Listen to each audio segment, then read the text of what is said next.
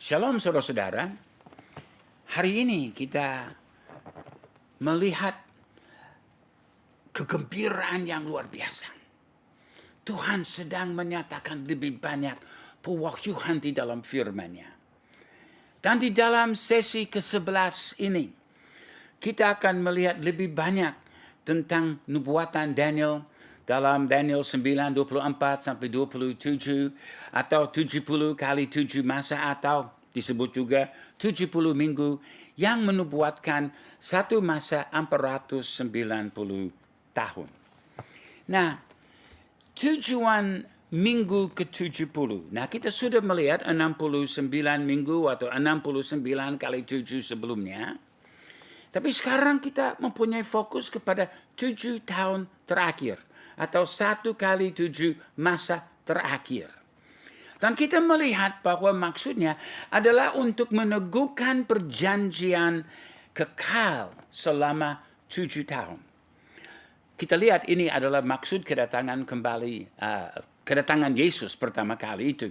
Roma 15 ayat 8. Kristus telah menjadi pelayan orang-orang bersunat untuk mengokohkan janji. Ini adalah sebabnya Yesus datang, untuk mengokohkan janji yang telah diberikannya kepada nenek moyang kita, Abraham, Ishak, dan Yakub. Ini adalah perjanjian kekal. Nah, firman Tuhan menyatakan Mesias diberikan kepada kita sebagai perjanjian. Dalam Yesaya 42 ayat 6 sampai 7, Aku ini Tuhan telah memanggil engkau untuk maksud penyelamatan. Telah memegang tanganmu, aku telah membentuk engkau dan memberi engkau menjadi perjanjian bagi umat manusia, menjadi terang untuk bangsa-bangsa, untuk membuka mata yang buta, untuk mengeluarkan orang hukuman dari tempat tahanan, dan mengeluarkan orang-orang yang duduk dalam gelap dari rumah penjara. Jadi Mesias adalah perjanjian Allah. Dan perjanjian ini dimeteraikan di dalam darah Yesus. Lukas 22 ayat 20. Yesus berkata, cawan ini adalah perjanjian baru oleh darahku yang ditumpahkan bagi kamu. Dari kedatangan Yohanes Pembaptis dan Mesias yang di dalam Maleakhi pasal 3 dinubuatkan bahwa ini adalah malaikat atau utusan perjanjian. Maleakhi 3:1 berkata, lihat, Aku menyuruh utusanku supaya ia mempersiapkan jalan di hadapanku. Jadi utusan itu adalah Yohanes Pembaptis. Yang akan jalan di hadapanku itu Mesias, itu Yesus. Allah yang akan menjadi manusia. Lalu dikatakan dengan mendadak, Tuhan yang kamu cari akan masuk ke baitnya. Malaikat atau utusan perjanjian yang kamu kehendaki itu sesungguhnya ia datang. Firman Tuhan semesta alam. Siapakah yang dapat tahan akan hari kedatangannya? Dan siapakah yang dapat tetap berdiri apabila ia menampakkan diri? Kita lihat dalam Yeremia 31 sampai 34 penjelasan tentang perjanjian mesianik yang akan mendatangkan perjanjian baru. Itu yang telah terjadi di kayu salib. Yesus telah menggenapi perjanjian lama, khususnya syarat-syarat di dalam perjanjian Musa. Dan dia telah membawa semua perjanjian dari zaman perjanjian lama lewat salib masuk ke dalam zaman perjanjian baru di dalam satu perjanjian kekal, yaitu perjanjian baru. Lihat di dalam Yeremia 31 ini. Sesungguhnya akan datang waktunya, demikianlah firman Tuhan. Aku akan mengadakan perjanjian baru dengan kamu, Israel dan kaum Yehuda. Bukan seperti perjanjian yang telah kuadakan dengan nenek moyang mereka pada waktu aku memegang tangan mereka untuk membawa mereka keluar dari tanah Mesir. Perjanjianku itu telah mereka ingkari. Meskipun aku menjadi Tuhan yang berkuasa atas mereka, demikianlah firman Tuhan. Tetapi beginilah perjanjian yang kuadakan dengan kaum Israel. Sesudah waktu itu, demikianlah firman Tuhan. Aku akan menaruh Tauratku dalam batin mereka dan menuliskannya dalam hati mereka. Maka aku akan menjadi Allah mereka dan mereka akan menjadi umatku. Dan tidak usah lagi orang mengajar sesamanya atau mengajar saudaranya dengan mengatakan, kenallah Tuhan. Sebab mereka semua besar kecil akan mengenal aku. Demikianlah firman Tuhan. Sebab aku akan mengampuni kesalahan mereka. Dan tidak lagi mengingat dosa mereka. Jadi saudara-saudara, kita melihat Yesus, Mesias di dalam kedatangannya, akan memeteraikan perjanjian baru di dalam darahnya. Itu sebabnya di dalam Daniel 9:27 itu adalah perjanjian kekal yang disebut di situ, yang diteguhkan oleh Mesias dengan darahnya dicurahkan sampai dia dapat berkata sudah selesai. Dan tidak lagi ada korban karena dosa, karena Yesus satu-satunya korban untuk selama-lamanya. Di kayu salib, Yesus telah menggenapi ketujuh perjanjian yang sudah ada di dalam zaman perjanjian lama. Perhatikan ketujuh perjanjian itu. Ada perjanjian Allah, kedua perjanjian Eden, ketiga perjanjian Nuh, keempat perjanjian Abraham, kelima perjanjian Musa, termasuk hukum Taurat, yang keenam Kanaan, dan yang ketujuh perjanjian Daud. Nah, semua ini membawa kita ke salib. Lalu keluar dari salib sebagai realisasi penggenapan atau pembatalan beberapa hal, sehingga keluar dari salib adalah perjanjian baru. Itu yang terjadi di dalam Daniel 9:27 yang di mana dikatakan pada pertengahan minggu ke-70 atau 1x7 itu. Setelah 3,5 tahun pelayanan Yesus, salib Kristus menjadi pemisah di antara dua bagian dari minggu ke-70. 3,5 tahun. Itu sebabnya 3,5 tahun berikutnya ditunda sampai akhir zaman. Nah, perhatikan lagi. Apa yang dijanjikan lewat ketujuh perjanjian dalam zaman perjanjian lama itu? Yang pertama, perjanjian Allah. Itu adalah perjanjian yang Allah berkata, baiklah kita menjadikan manusia menurut gambar dan rupa kita. Penggenapannya adalah manusia menjadi serupa Kristus. Tapi itu hanya mungkin lewat karya salib. Kedua, perjanjian Eden. Ini perjanjian untuk Mesias. Bahwa keturunan perempuan akan meremukkan kepala ular. Penebusan di dalam darah Yesus. Yang ketiga, perjanjian Nuh. Ini perlindungan. Hanya orang percaya dilindungi. Hanya ada perlindungan di dalam salib. Sama seperti pada zaman Nuh. Demikian pada zaman kedatangan kembali Yesus. Kita harus berada di dalam persekutuan tubuh Kristus. Di dalam Kristus. Sudah, ini adalah bahtera kita. Perjanjian keempat, perjanjian kekal. Berdasarkan iman. Diberikan kepada Abraham dengan janji olehmu dan keturunanmu segala bangsa akan diberkati. Ini adalah perjanjian pembenaran oleh iman. Juga adalah perjanjian amanat agung Injil sampai ke ujung bumi. Yang kelima, perjanjian Musa. Ini adalah perjanjian pengudusan. Masalahnya, bangsa Israel menolak kesempatan untuk menjadi bangsa yang kudus. Saudara bisa membaca di dalam kitab Keluaran pasal 19. Allah mau supaya bangsa Israel naik di atas bukit dan diurapi dan diperlengkapi dengan kuasa firman Allah dan urapan Roh Kudus untuk menjadi imam rajani dan bangsa yang kudus. Tapi mereka menolak. Mereka kirim Musa ke atas dan di bawah mereka menjadi penyembah berhala. Wah, ini sangat sedih. Karena itu kutuk datang di atas mereka. Tetapi perjanjian bahwa Tuhan ingin memiliki umat yang kudus. Itu tidak pernah berubah. Hukum itu adalah kudus.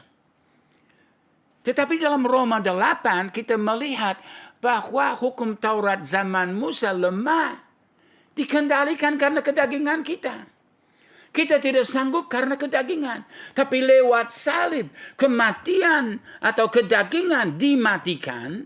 Dan sekarang Roh Kudus diberikan kepada kita. Dan hukum sekarang ditulis oleh Roh ke dalam hati kita. Sehingga kesanggupan untuk kita dikuduskan adalah oleh kuasa Roh Kudus.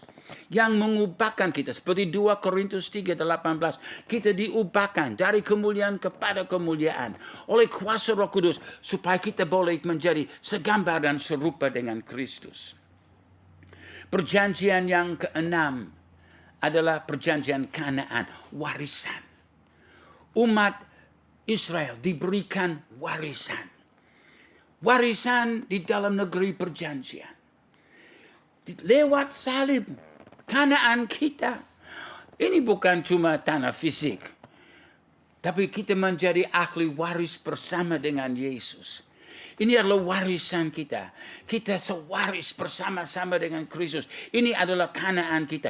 Hidup kekal selama-lamanya. Perjanjian yang ketujuh. Ini adalah perjanjian Daud. Perjanjian kerajaan. Wah, luar biasa bahwa di dalam kerajaan Kristus yang adalah yang lebih besar, Daud yang lebih agung. Dan kita akan hidup bersama-sama dengan dia sebagai raja dan imam untuk selama-lamanya di dalam kerajaannya. Nah, kalau kita mau fahami tentang perjanjian yang luar biasa, yang sudah diberikan, dinyatakan di dalam Daniel 9 sampai ke Daniel 12. Kita melihat hal ini dijelaskan di dalam sejarah Israel, di dalam Daniel pasal 11. Jadi baca dan fahami Daniel 11 tentang perjanjian kudus. Janji Mesias yang meneguhkan perjanjian dalam Daniel 9:27 telah menguatkan banyak orang percaya yang menderita penganiayaan dari Antiochus dan mereka yang pura-pura menjadi teman. Nah, di dalam zaman setelah penutup perjanjian lama, Daniel sudah bernubuat bahwa akan terjadi kerajaan-kerajaan yang akan datang. Akan ada kerajaan, ya kita sudah tahu tentang Babel dan Media Farsi, dan memang juga Mesir juga akan campur di situ, dan Yunani, akhirnya Roma. Dan kita melihat bahwa Antiochus yang merupakan satu gambaran kengerian antikristus yang akan datang pada akhir zaman. Tetapi nubuatan Daniel 9:27 telah memberi kekuatan kepada orang percaya bahwa Kristus telah meneguhkan perjanjiannya. Kita tidak perlu takut. Firman Tuhan tidak akan gagal. Nah, dalam Daniel 9:27 kita melihat di dalam 3 terjemahan. Supaya hal ini lebih jelas. Karena memang terjemahan ayat ini adalah agak kacau balau kalau kita bandingkan terjemahan dengan terjemahan. Dalam New King James Version, dia, Mesias, akan meneguhkan perjanjian dengan banyak orang selama 1 minggu. Tetapi di tengah minggu itu dia, Mesias, akan menghentikan korban dan persembahan. Jadi New King James Version mengarahkan bahwa Mesias yang akan, atau raja yang akan meneguhkan perjanjian itu Mesias. Demikian juga di dalam New International Version atau disebut NIV. Dia, Mesias, akan meneguhkan perjanjian dengan banyak orang selama 1/7. Dalam pertengahan 7 itu dia akan menghentikan korban dan persembahan. Kedua terjemahan bahasa Inggris itu yang juga adalah sesuai dengan bahasa Ibraninya menunjukkan bahwa raja yang akan datang itu yang akan meneguhkan perjanjian bukan antikristus, tapi Kristus. Dan bukan perjanjian antara antikristus dan Israel. Tetapi perjanjian di antara Allah dan manusia yang diteguhkan di dalam darah Yesus. Ini menjadi beda sedikit di dalam terjemahan baru. Karena terjemahan itu berkata, raja itu akan membuat perjanjian itu menjadi berat bagi banyak orang. Memang, kita boleh terjemahkan demikian. Karena pada waktu Yesus, dia sedang berbincang-bincang dengan bangsa Yahudi. Dia berkata, kamu sudah dengar dalam hukum Taurat, jangan berzina. Tapi aku berkata kepadamu, kalau kamu sudah berpikir di dalam hatimu untuk melakukan zina itu, kamu sudah melakukan. Wah, ini lebih berat. Bukan cuma melakukan secara fisik, cuma bermimpi-mimpi, cuma mengingini di dalam pikiran dan hati, sudah melakukan zina. Lalu Yesus berkata, kalau kamu membenci saudara, kamu sudah membunuhnya. Wow, jadi bukan hanya membunuh, tapi untuk membenci seseorang. Wah, Yesus membuatnya lebih berat. Jadi, waktu dia datang dan Yesus meneguhkan perjanjian, Yesus tidak mau yang lahiriah, yang fisik, yang kayak begitu. Enggak. Dia mau menangkap hati dan pikiran manusia. Supaya ada pertobatan, supaya ada transformasi. Supaya tidak lagi ada keinginan, kedagingan di dalam kita. Tapi supaya kita diubahkan, punya hati dan pikiran sama seperti Yesus. Pada pertengahan 7 masa itu, ia akan menghentikan korban sembelihan dan korban santapan. Itu adalah kayu salib. Nah, sekarang kita membandingkan terjemahan-terjemahan itu dengan Daniel 9 ayat 27 di dalam Alkitab Septuaginta. Alkitab Septuaginta, Alkitab bahasa Yunani, terjemahan 280 tahun sebelum Masehi. Ini telah terjadi karena bangsa Israel atau khususnya Bani Yehuda waktu kembali dari Babel dan dari kerajaan Media Farsi, mereka belum atau tidak lagi bisa membaca bahasa Ibrani. Hanya mereka yang tua dan terdidik yang bisa, karena secara umum bahasa mereka adalah bahasa Aram. Itu sebabnya dulu ada satu film yang disebut The Passion of the Christ. Tidak pakai bahasa Ibrani, tapi Yesus pakai bahasa Aram karena itu adalah bahasa yang dipakai di Israel secara umum, khususnya di bagian Israel Utara. Dan lingua franca pada zaman Yesus bukan bahasa Ibrani, itu mungkin bahasa untuk imam-imam, mungkin untuk rabi-rabi dan farisi-farisi tertentu, tapi secara umum itu adalah bahasa Yunani. Nah, jadi pada waktu Septuaginta, Alkitab bahasa Ibrani 280 tahun sebelum Yesus diterjemahkan ke dalam bahasa Yunani. Kenapa? Kan orang Yahudi tidak bisa baca yang bahasa Ibrani. Bahasa mereka sekarang, ya karena sejak Iskandar Agung sudah menjadi bahasa Yunani. Itu bahasa dagang, itu bahasa dunia, itu bahasa juga di Palestina. Lalu dikatakan 1 minggu akan menetapkan perjanjian itu. Nah, ini memang arah kepada perjanjian kekal. Perjanjian Allah dengan manusia. Dan Kristus yang di pertengahan masa itu mati di kayu salib, meneguhkan perjanjian itu dan menghentikan korban sembelihan dan santapan itu. 1 minggu akan menetapkan perjanjian itu dengan banyak orang. Dan pada pertengahan minggu itu, korbanku. Jadi bukan korban orang Yahudi atau korban antikristus, enggak. Korbanku, kata Tuhan. Dan persembahan minumanku akan ditiadakan. Jadi sistem korban Tuhan di dalam hukum Taurat ditiadakan. Karena sekarang korban Kristus, 1 kali korban untuk selama-lamanya yang sempurna sudah terjadi. Nah, di dalam Daniel 9, ayat 2 sampai 45. Jadi sepanjang pasal ini, kita melihat ada pembahasan tentang apa yang akan terjadi di dalam zaman-zaman itu. Di sini saudara akan melihat bahwa yang dijanjikan, di sini bahwa ada janji perjanjian yang kudus. Nah, Kita lihat dalam ayat 32. Jadi saudara bisa melihat di dalam PowerPoint-nya, kita turun ke slide ke-29. Dan kita lihat di dalam ayat yang ke-32. Dan orang-orang yang berlaku fasik terhadap perjanjian akan dibujuknya sampai murtad dengan kata-kata licin. Tetapi umat yang mengenal Allahnya akan tetap kuat dan akan bertindak. Dan orang-orang bijaksana di antara umat itu akan membuat banyak orang mengerti.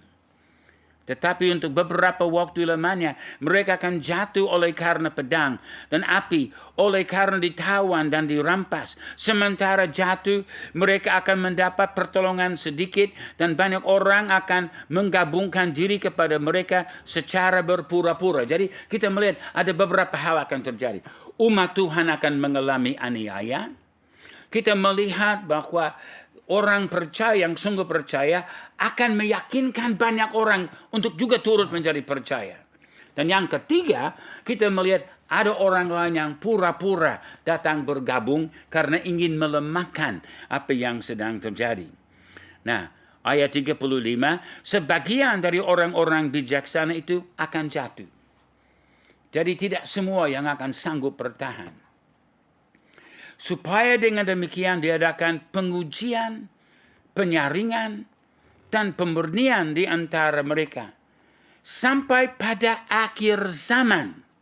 Sebab akhir zaman itu belum mencapai waktu yang telah ditetapkan.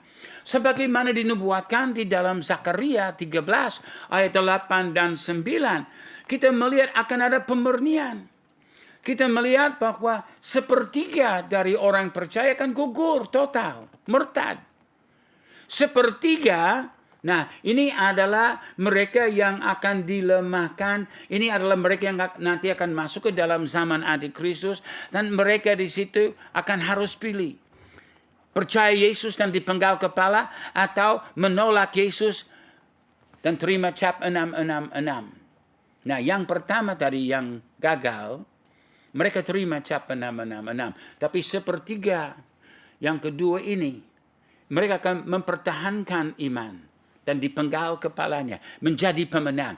Mereka ini yang disebut di dalam Wahyu 20 ayat yang keempat, yang turut mengambil bagian di dalam kebangkitan yang pertama. Tapi kelompok yang ketiga akan diuji seperti perak dan emas diuji. Sampai mereka dimurnikan untuk menjadi gereja pemenang, gereja yang mulia.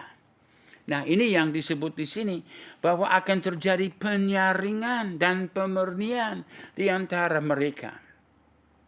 Ayat 37. Juga para Allah nenek moyangnya tidak akan diindahkannya.